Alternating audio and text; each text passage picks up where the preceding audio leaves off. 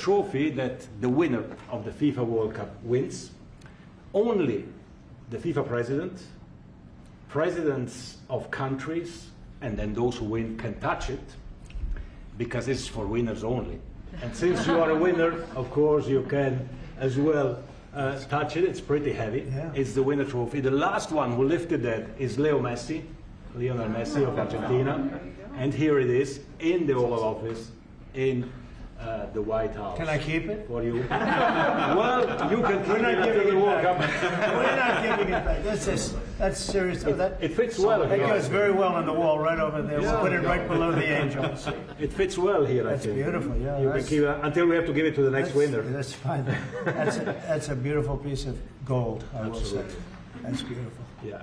So 6 billion viewers for the World Cup, 6 million coming to the matches, 30 billion economic impact, 185,000 jobs. This will be absolutely fantastic. The biggest event ever, and everything will start here in Washington, D.C. at the Kennedy Center, or the Trump Kennedy Center. We'll see that, how it will be called, on the 5th of September at noon sharp. 5th of December, noon sharp.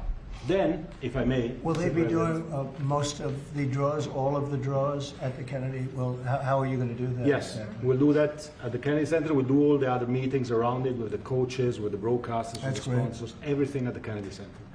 The whole World Cup starts, and everyone will be happy because everyone has qualified for the World Cup, and they didn't yet play a game, so they didn't lose yet the game. So they all think they can become world champion, right? They'll all be happy. Exactly. Now, by the way, an example, supposing we had a week ago when everybody was being killed and mugged and everything else, despite the phony numbers that were given out, that it was getting better. Brian, do you believe it was getting better or getting worse? Oh, the crime was getting worse. I mean, I was robbed. It was getting way worse. Yeah. How did the other guy come out? Well, he came out with a briefcase, unfortunately. Yeah. So, Robert 1, Brian 0. No, but can you imagine you do this and then you start hearing that they had a 20-year reduction of crime. It's worse. It was worse during the Biden administration than anybody's ever imagined possible. And I guarantee you, he wouldn't be here if those numbers continued. But now we have total safety. We have total security. And for the border, in 3 months, 0 people. These are done by liberal people that do these charts. 0 people came through our border in the last 90 days. Can you believe it? 0. Last year we had millions of people coming in, and they came in from the wrong locations. They came in a lot of people that shouldn't be here. So now when we have this event in December, it's going to be very safe. Johnny, you can walk down the street with your beautiful wife. Yeah. You can take her to dinner if you can get a reservation, which I doubt. They're all full, the restaurants. I know. They're all full. I heard that too. The restaurants aren't. The restaurants, since we are doing this, are doing great, and many new restaurants are going to open because, as you know, many closed. Many restaurants closed because the crime was so bad. This will be one of the safest places anywhere on earth. So, you know, I really am honored that the National Guard has done such an incredible job working with the police, and we haven't had to bring in the regular military, which we're willing to do. We have to, and after we do this, we'll go to another location, and we'll make it safe also. We're going to make our country very safe. We're going to make our cities very, very safe. Chicago's a mess. You have an incompetent mayor, grossly incompetent, and we'll straighten that one out probably next. That'll be our next one after this, and it won't even be tough. And the people in Chicago, Mr. Vice President, are screaming for us to come. They're wearing red hats, just like this one, but they're wearing red hats. African-American ladies, beautiful ladies, are saying, please, President Trump, come to Chicago. Please. I did great with the black vote, as you know, and they want something to happen. So I think Chicago will be our next, and then we'll help with New York, and we're going to help with... And I think a lot of these people that you see on television, they are, including the people in this audience, they'll say bad things about me, and then they'll say, thank God he's here, because half of them got mugged, and they don't want to get mugged again. But they're, you know, they work for stupid people that are radical left, and they're made to do things and say things that they don't want to be saying. But the people right here are all happy because you're not going to be mugged in Washington, D.C. anymore. I just want to say Johnny's been my friend for a long time. He's an incredible guy, and we will lay out the red carpet. Andrew, you're going to be fantastic. Rick is going to be everything Rick ever touched has always worked out, and he's working with me on the Kennedy Center. And his very good friend was an actor on Broadway for 5 years, right? And I assume he's helping us a little bit, right? Yes. And Andrew, you're all excited about it? Absolutely. Would you like to say something? This is a great opportunity, Mr. President, to show off the first 250 years of the United States of America, the greatness, and then the hope and promise of the next 250 years. When you think this World Cup is going to be over our 250th birthday, Mr. President, your leadership, obviously, with FIFA leading the way, this is the largest sporting event in the history of the world under the Trump administration. So very excited. I just want to say one thing. Andrew Giuliani, so his father is Rudy, the greatest mayor in the history of New York, I think by far. He took a ravaged city, a city that was really under siege. Probably most people thought it was going to survive. He turned it around. He was a great, great mayor. And then they treated him very, very unfairly. You go back and tell your father all of the things that have come out over the last couple of months through Tulsi and through all of the people, Cash, everybody. They've proven your father 100% correct. His father was treated so unfairly. Your father has been 100% correct. And tell him we all love him, okay? Thank you, Mr. President. It's been amazing. What he had to go through was very, very unfair. Nasty. These are bad people. Mr. Vice President, would you like to say something?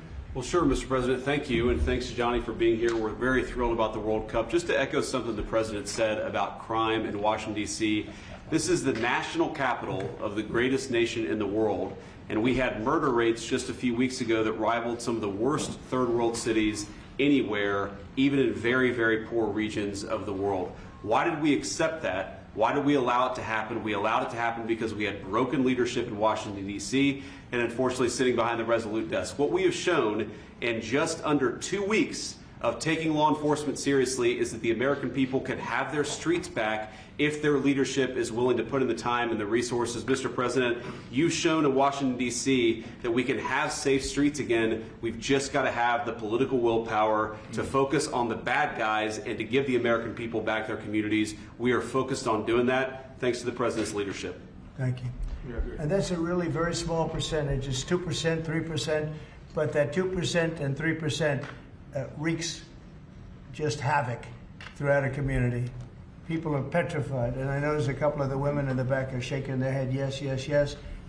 I won't report who you are because you'll end up losing your jobs, but it's true. It's amazing. And the police, and you look at the D.C. National Guard, I saw pictures of them last night getting off vans and all, and I saw some bad ones running, but they're not running so much anymore. They're not there. They're just not even, they're not even trying. You're totally safe. Now, there'll be something happening sometime. I don't know. Maybe it won't be for a long time, but this was every night would get reports of people being mugged and killed. There's one woman on television last night. She had a badly busted up nose, and she's like our streets the way they used to be, and she thinks it's going to happen like by doing nothing. And they say, what happened to your nose? She got slugged by a guy walking down the street, slugged. Her nose will never be the same, I guarantee you, unless it takes a pretty good turn. She wasn't really for us. But she sort of said, well, maybe something has to happen. Before this happened to me, she got whacked. And I don't think she'll ever be the same. She almost became, she was a half a Trump fan, a woman that would have never been a Trump fan, but she was hit hard. It's not going to happen anymore. Not going to happen anymore. But then we're going to beautify the city too. That's where I was today at Kennedy Center. And we're going to beautify the city like it has it. And we're working with Clark Construction, the biggest construction company in Chicago, and in Washington. And the head of Clark is great. He's all over the world, actually. But Washington, I would say, is their home. That's where they do the best work, the biggest work. And they're doing they've been doing a fantastic job. So you're going to have a fantastic, clean, beautiful place. It's going to be better than it ever was before. Literally better than it ever was before. We'll get it done very quickly. And I want to thank Clark because they're doing a lot of work in a lot of different locations, but they've been fantastic for getting us the right contractors and the people that can really do the job right. And Johnny, did you want to say something? Yes, I have one more thing, because as you rightly say, you know, with security and beautifying cities and the whole country, we want people to come and enjoy and have fun. And that's why this is not just the most iconic trophy in the world of sport, but we start on the 10th of September the sale of tickets for the FIFA World Cup. And we have the first ticket here for the final. Good. Wow. For you. Oh, good. That's cool. Wow. It's, of course, row 1, seat 1. It's ticket number 4547. And it's for the final in New York, New Jersey. And so you have your ticket already for the final. All the others, 10th of September, start getting your tickets. That's beautiful. Yeah. 6.5, 7 million tickets. Fans will enjoy do the records. security here. Will be fantastic. You're going to do record business, I think. 100%. Christy, would you like to say something? Yeah, Mr. President, millions of people will come to this country, and we'll make sure they get their travel documents, their visas, that they want to come here and spend their money and enjoy the sporting event. It'll be the largest event in the world. And sir, you're reminding me of something that my dad used to say all the time when I was growing up. He would say, Christy, you kids need to look like you respect yourself before anybody's going to respect you. And in this country, when people look at our streets, when they look at our capital, you're bringing respect back to this city. And people will respect our country more because it's safe, it's clean, it's beautiful. And what you're doing is transforming this nation by making sure that our laws are upheld. And millions of people are going to come and be able to enjoy it next year, and I'm excited about that. Thank you for doing that. Well, our country is respected again. And a year ago, we had a dead country. I'm telling you, it was a dead country. It was a country that was that had